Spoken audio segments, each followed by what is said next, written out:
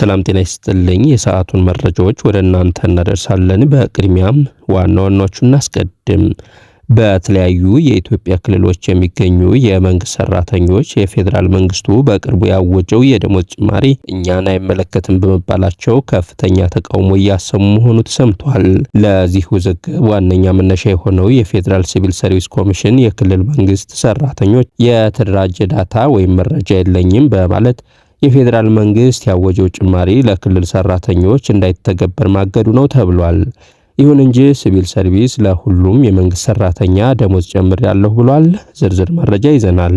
በተያያዘ ዜና የመንግስት ሰራተኞች የቁጥር መረጃ የማረጋገጥ ስራ ሊጀመር ነው። የመንግስት ሰራተኞች ዓመታዊ ቦነስና የመኖሪያ ቤት እንዲኖራቸው እየተሰራ መሆኑም ተገልጿል። የሲቪል ሰርቪስ ኮሚሽን የመንግስት ሰራተኞችን ህይወት ለማሻሻል በአመቱ መጨረሻ ቦነስ የሚያገኙበት አሰራርና የመኖሪያ ቤት ችግር የሚፈታበት ስርዓት ለመፍጠር እየተሰራ መሆኑንም ገልጿል።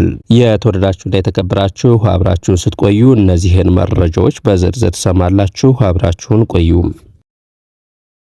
የመንግስት ሰራተኞች የቁጥር መረጃ የማረጋገጥ ስራ ሊጀመር ነው።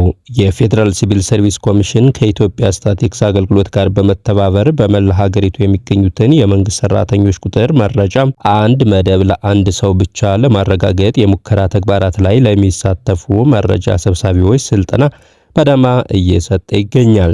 በስልጠናው ላይ የተገኙት የሲቪል ሰርቪስ ኮሚሽን ምክትል ኮሚሽነር አቶ ሽብሩ አባዲማ ተቋማቸው ቀልጣፋና ውጤታማ ህዝብ አገልጋይ የሲቪል ሰርቪስ ለመፍጠር ሪፎርም በማካሄድ በአሁኑ ጊዜ ወደ ተሟላ ትግበራ መግባቱን ገልጸዋል።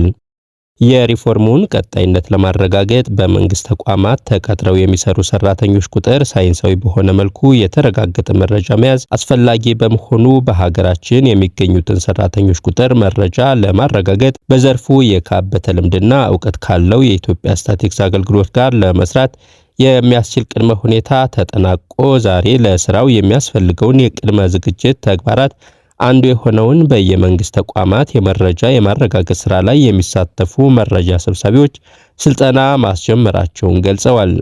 የኢትዮጵያ ስታቲስቲክስ አገልግሎት ዋና ዳይሬክተር ዶክተር በከር ሻሌ የኢትዮጵያ ሲቪል ሰርቪስ በሀገራችን በመንግስት መስሪያ ቤት ተቀጥረው የሚሰሩትን ሰራተኛ ቁጥር መረጃ የማረጋገጥ ስራ ከተቋማቸው ጋር ለመስራት በመወሰኑ ደስተኛ መሆናቸውን ገልጸው ተቋማቸው በዘርፉ ያለውን ልምድ፣ ዕውቀት፣ ቴክኖሎጂና መሰረተ ልማት በማስተባበር ይህን ለሀገርና ለኮሚሽኑ ከፍተኛ ትርጉም ያለው ተግባር በጊዜና በጥራት ሰርቶ ለማስረከብ በትጋት እንደሚሰራ ገልጸዋል። ለስራው ከተለያዩ የሀገሪቱ ዩኒቨርሲቲ ለተውጣጡ መምህራኖች ለሚቀጥሉት 5 ቀናት የሰራተኞች ቁጥር መረጃ ለማረጋገጥ በተዘጋጁ ስነ ዘዴዎችና ሌሎች ተያያዥ ጉዳዮች ላይ የጽንሰ ሐሳብና የተግባር ስልጠና እንደሚሰጥ ታውቋል። በተያያዘ ዜና በተለያዩ የኢትዮጵያ ክልሎች የሚገኙት የመንግስት ሰራተኞች የፌዴራል መንግስቱ በቅርቡ ያወጀው የደሞዝ ጭማሪ እኛን አይመለከትም በመባላቸው ከፍተኛ ተቃውሞ እያሰሙ መሆኑ ተሰምቷል። ለዚህ ውዝግብ ዋነኛ መነሻ የሆነው የፌዴራል ሲቪል ሰርቪስ ኮሚሽን የክልል መንግስት ሰራተኞች የተደራጀ ዳታ ወይም መረጃ የለኝም በማለት የፌዴራሉ መንግስት ያወጀው ጭማሪ ለክልል ሰራተኞች እንዳይተገበር ማገዱ ነው ተብሏል። ይህ የኮሚሽኑ ምላሽ ተቋሙ በራሱ ይፋዊ ድህረ ገጽ ካሰፈረው መረጃ ጋር እጅግ የሚቃረን ሆኖ ተገኝቷል። በኮሚሽኑ ኦፊሴላዊ ድረገጽ ላይ በ1900 ዓመተ ምህረት የተመሰረተው ኮሚሽኑ ያለው አጠቃላይ የመንግስት ሰራተኛ ብዛት 2,498,504 መሆኑ በግልጽ ተቀምጧል።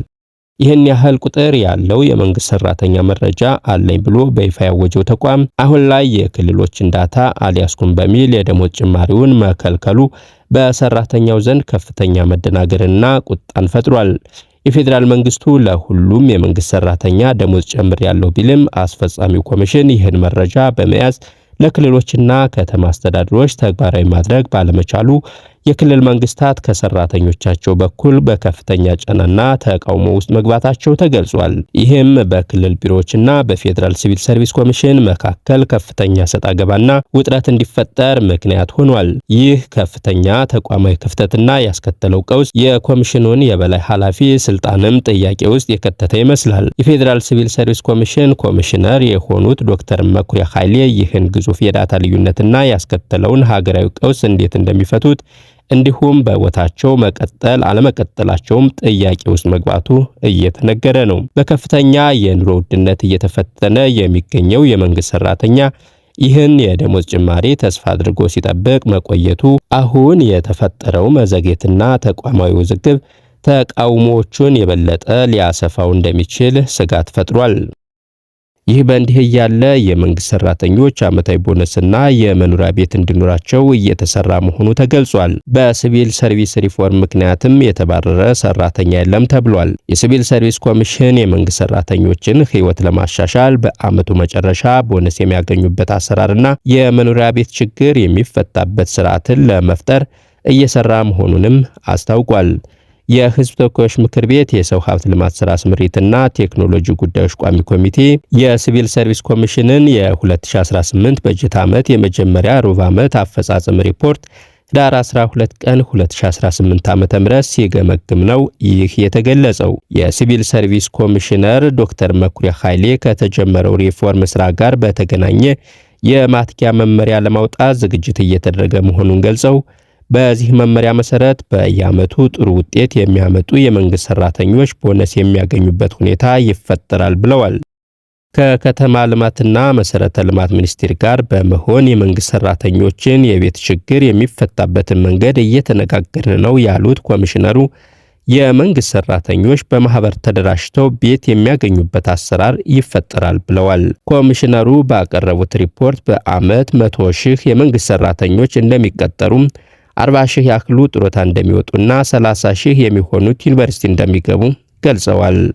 በመንግስት የሪፎርም ሂደት ሰራተኛ ሊባረር ነው ሲባልና ሲነገር የነበረው አሉባልታ ነው ያሉት ኮሚሽነሩ በሲቪል ሰርቪስ የሪፎርም ምክንያት አንድ የተባረረ ሰራተኛ አለመኖሩንና የሪፎርሙ ዓላማም ሰራተኛ ማባረር እንዳልሆነ አስረድተዋል። ዓላማው ሰራተኛውን ማብቃት ነው፣ በሂደቱ ተደንግጓል። የሚቀር ሰራተኛ ሊኖር ይችላል። ዋና ዓላማው ግን ሰራተኛ መቀነስ ሳይሆን ሰራተኛን ማብቃት ነው ብለዋል።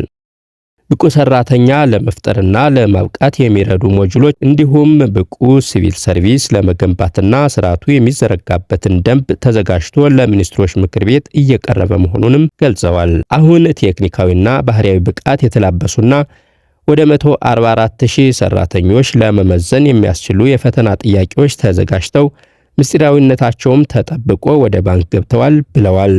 ፈተናዎቹ ለ1103 ስራ መደቦች ላይ የተዘጋጁ መሆናቸውንም አክለዋል።